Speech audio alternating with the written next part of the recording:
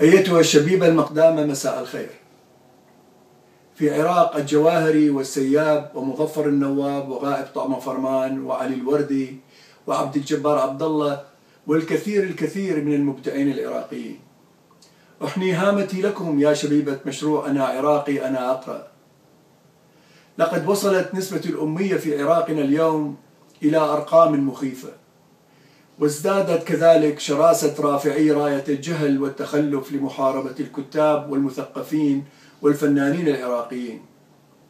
ومن خلال هذا الركام برزتم كالعنقاء، وبرز تجمعكم ومشروعكم الثقافي الإنساني أنا عراقي أنا أقرأ، لكي تعيدون للكتاب قيمته وللقراءة والبحث العلمي رونقهما، ومن أجل أن يستعيد العراق وجهه الثقافي المتنور المشرق.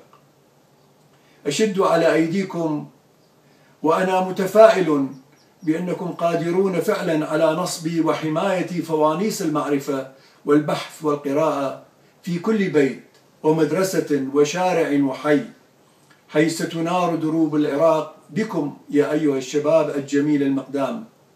لكم منا كل الدعم والتضامن. مع أجمل الأمنيات، نجاح يوسف، ناشط في الاتحاد الديمقراطي العراقي.